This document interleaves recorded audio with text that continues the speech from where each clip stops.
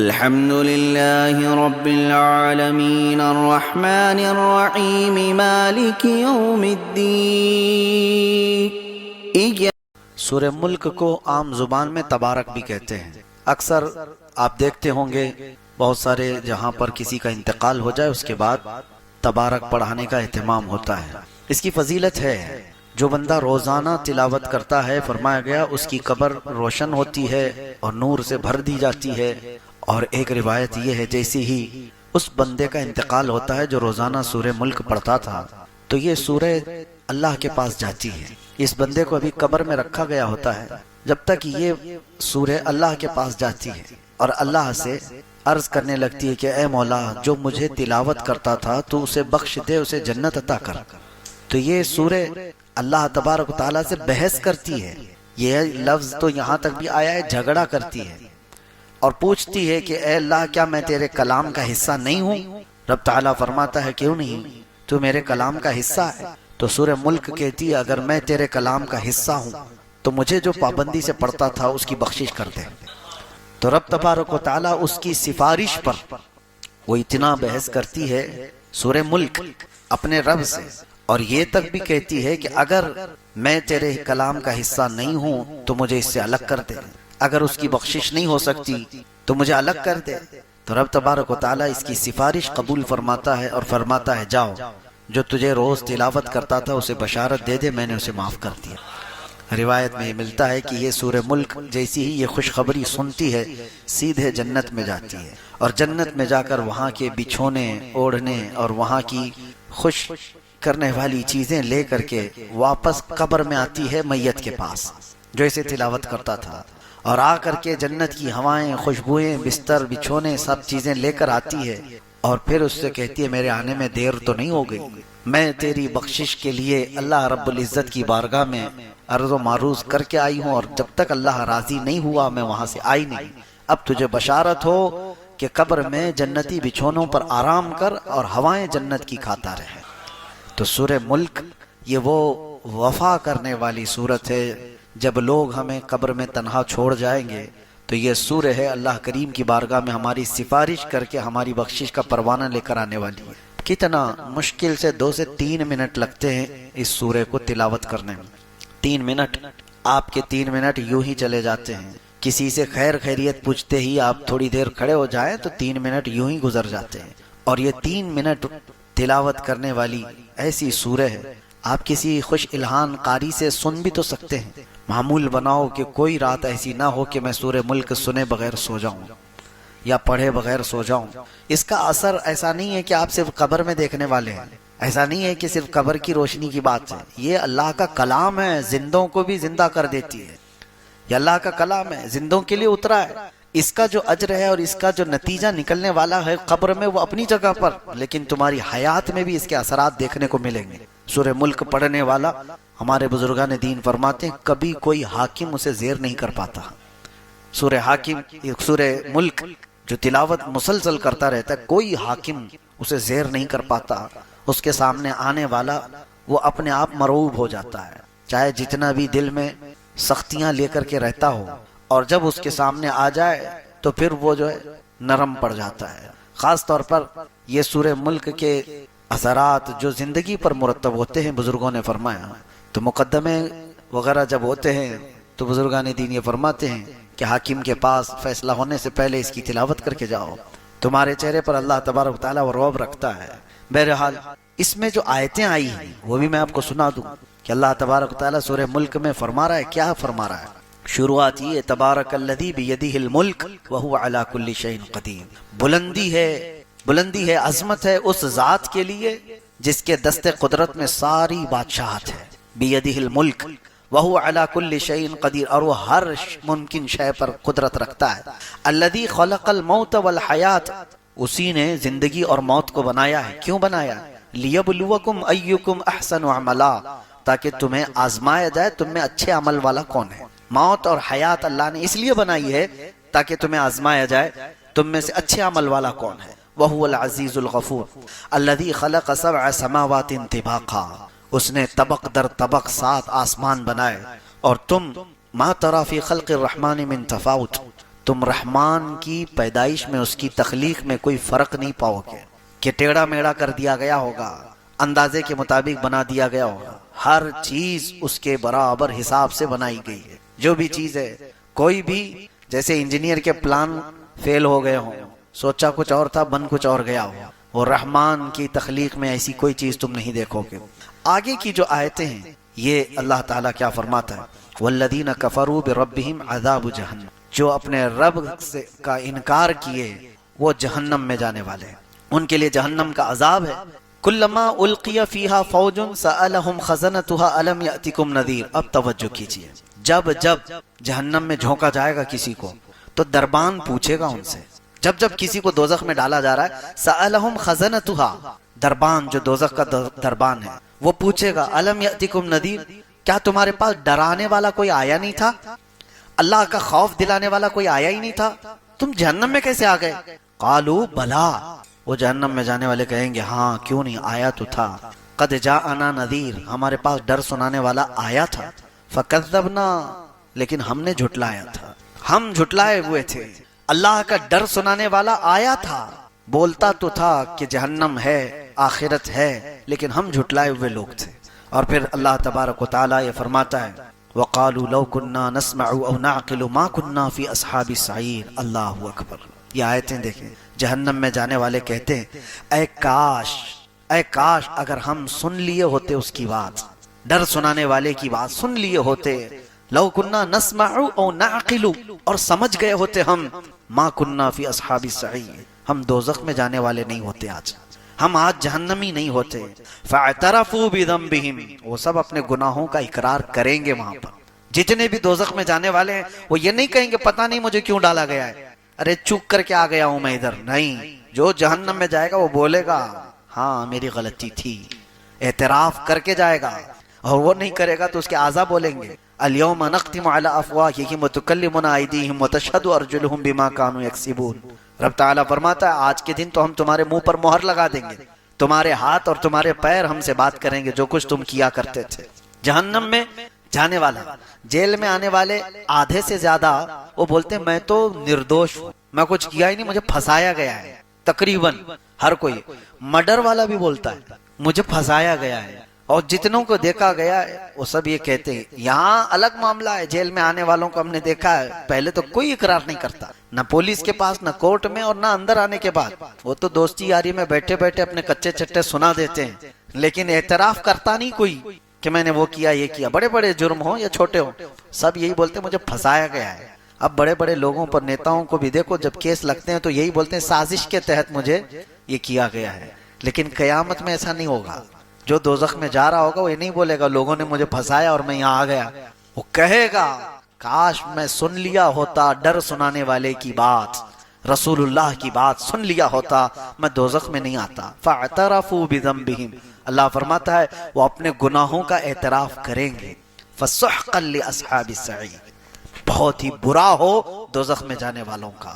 ان الذین یخشون ربهم بالغیب لهم مغفرۃ واجر کبیر، بے شک وہ لوگ جو اپنے رب سے ڈرتے تھے بغیر دیکھے اللہ کو، یہ وہ لوگ ہیں جو اللہ کو دیکھے نہیں اور ڈرتے تھے. اللہ فرماتا ہے ان کے لیے مغفرت ہے اور اجر کبیر ہے، ان کے لیے اجر عظیم ہے. یہ سورہ پوری اللہ تبارک و تعالیٰ نے جہنم کے متعلق، وہاں جانے والوں کے متعلق فرمایا. اور ایک آیت ہے اور ایک سورہ ہے جو سورہ حاقہ ہے. سورہ حاقہ جو ہے یہ قیامت کو ہی کہا گیا ہے. حاقہ کیا ہے؟ الحاقۃ ما الحاقہ، واقع ہونے والی، یقین کے ساتھ واقع ہونے والی کیا چیز ہے تم جانتے ہو؟ وہ قیامت ہے. قیامت کا پورا تذکرہ اللہ تعالیٰ یہاں بیان فرما رہا ہے. یہ سورہ حاقہ. کبھی آپ قرآن اٹھانا، ترجمہ پڑھ لینا، صرف ترجمہ بھی پڑھو ان آیتوں کا، آپ کے جسم کانپ جائیں. اللہ تعالیٰ فرماتا ہے یہ وہی قائم ہونے والی چیز ہے جس کا انکار قوم سمود نے بھی کیا، قوم عاد نے بھی کیا. حضرت صالح علیہ السلام کی جو قوم تھی وہ قوم سمود، اور حضرت ہود علیہ السلام کی قوم تھی وہ قوم عاد. قوم سمود اور قوم عاد انہوں نے کیا کیا تھا پتہ ہے؟ اللہ تعالیٰ فرماتا ہے قوم سمود نے انکار کیا، ایسی کوئی چیز آنے والی ہے ہی نہیں، کس سے ڈراتے ہو تم؟ قیامت ویامت کیا چیز ہے یہ؟ اللہ تعالیٰ نے ان کو ایسا ہلاک کیا، فَأُهْلِكُوا بِالطَّاغِيَةِ، ان کو اللہ تبارک و تعالیٰ نے سخت ترین ہلاکت میں برباد کیا. قوم سمود کیسے ہلاک ہوئی وہ بتاتا ہوں. وَأَمَّا عَادٌ فَأُهْلِكُوا بِرِيحٍ صَرْصَرٍ عَاتِيَةٍ، اور قوم عاد اس کو اللہ نے تیز ہواؤں سے ہلاک کیا، ایک کو چنگھاڑ سے، آواز سے۔ قوم سمود کیسے مری ہے؟ جبرائیل علیہ السلام زمین پر آئے تھے اور انہوں نے ایک آواز لگائی تھی، اور اتنی تیز آواز تھی وہ، اتنی تیز آواز کہ جو آواز بڑھتی گئی تو قوم سمود کے کانوں میں سے بھیجا باہر نکل آیا تھا۔ آواز میں پاور ہے۔ آج جو بم پھٹتا ہے نا، اس میں بارود کم ہوتا ہے، اس کی جو آواز ہوتی ہے اسی سے ساری چیزیں ٹوٹ جاتی ہیں۔ بارود اس سے ہلاکت اتنی نہیں، جو ہائی پاور کا جو کی آواز ہے، آواز بہت طاقتور چیز ہے۔ کبھی آپ روڈ پہ بہت تیز آواز میں ڈی جے بجائے تو یہاں کی دیواریں ہلنے لگ جائیں۔ کیوں ہلتی ہیں؟ آواز سے کیوں چیزیں ہلتی؟ آواز میں بہت پاور ہے، بہت طاقت ہے۔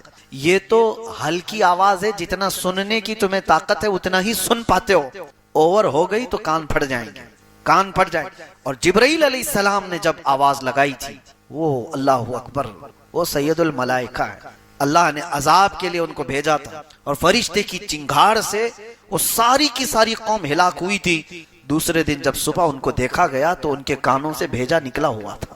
قوم سمود، ان کو ہلاک کیا گیا۔ قرآن یہ کہہ رہا ہے قیامت کا انکار کرنے والے لوگ تھے، قیامت کوئی چیز نہیں۔ اور قوم عاد کو اللہ نے تیز آندھی بھیجی، سخرها علیہم 7 لیال و 8 ایام، سات راتیں اور 8 دن تک مسلسل ہوا چلتی رہی تھی قوم عاد پر، بہت تیز آندھی چلتی تھی، اور اس میں سب کے سب ہلاک ہو گئے تھے۔ یہ حضرت ہود علیہ السلام کی قوم۔ اب یہاں پر اللہ تعالیٰ قیامت کا ذکر فرماتے ہوئے آگے ارشاد فرماتا ہے، کب تک تم انکار کرو گے؟ فَإِذَا نُفِخَ فِي الصُّورِ نَفْخَةٌ وَاحِدَةٌ، جب وہ سور پھونکی جائے گی۔ سور کیا چیز ہے؟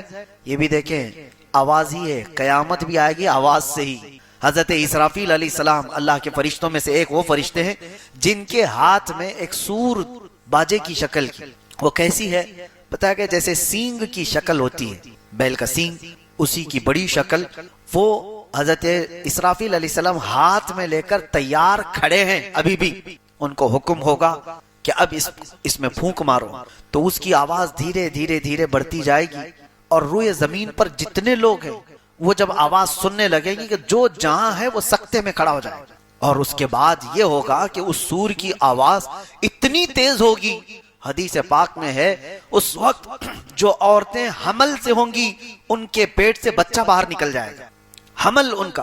اللہ تبارک و تعالیٰ نے فرمایا وَتَضَعُ كُلَّ ذَاتِ حَمْلٍ حَمْلَهَا، تم دیکھو گے اس دن کہ حمل والی عورت اس کا بچہ گر جائے گا آواز سے، اور دودھ پلانے والی بچی یوم تری الناس تذہل کل مرضعۃ عما ارضعت، اللہ فرماتا ہے دودھ پلانے والی عورت اپنے بچے کو اٹھا کر پھینک دے گی اسے۔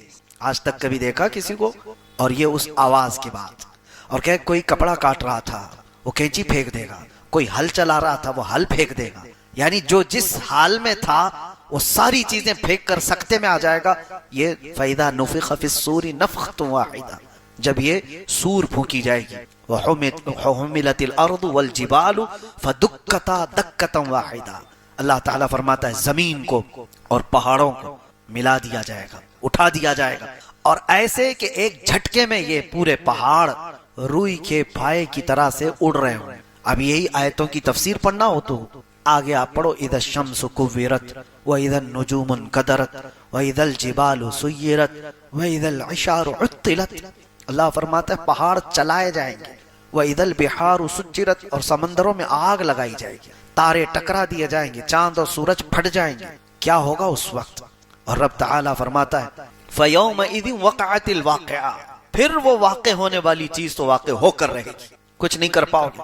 وَالْمَلَكُ عَلَىٰ أَرْجَائِهَا وَيَحْمِلُ عَرْشَ رَبِّكَ فَوْقَهُمْ يَوْمَئِذٍ ثَمَانِيَةٌ، اس دن اللہ تعالیٰ کا عرش اٹھانے والے 8 فرشتے ہوں گے جو رب کا عرش اٹھائے ہوئے ہوں گے۔ یہ قیامت کا تذکرہ چل رہا ہے، توجہ، يَوْمَئِذٍ تُعْرَضُونَ لَا تَخْفَىٰ مِنْكُمْ خَافِيَةٌ، تم کو پیش کیا جائے گا قیامت کے دن، تم سب اٹھائے جاؤ گے، اور کوئی چیز تمہاری چھپائی نہیں جائے گی، کوئی چیز نہیں چھپائی جائے گی، ہر چیز کے ساتھ تم قیامت کے دن آؤ گے۔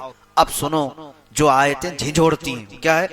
فَأَمَّا مَنْ أُوتِيَ كِتَابَهُ بِيَمِينِهِ، اللہ فرماتا ہے جو جس کے ہاتھ میں اس کا نامہ اعمال سیدھے ہاتھ میں دے دیا گیا، فاما من اوتی کتابہ بیمینی، سیدھے ہاتھ میں جس کا نامہ اعمال پکڑا دیا گیا، فیقول ہا اقرؤوا کتابیا، وہ تو خوشی میں سب کو پکار کر کہے گا آؤ آؤ میرا اعمال نامہ پڑھ لو، خوشی میں کہے گا وہ، اے کاش ان لوگوں میں ہمارا شمار ہو۔ رب تعالیٰ فرماتا ہے وہ کہے گا ہا اقرؤوا کتابیا، پڑھو تم لوگ بھی پڑھو، میرا نامہ اعمال مجھے رب نے آج سیدھے ہاتھ میں دیا ہے۔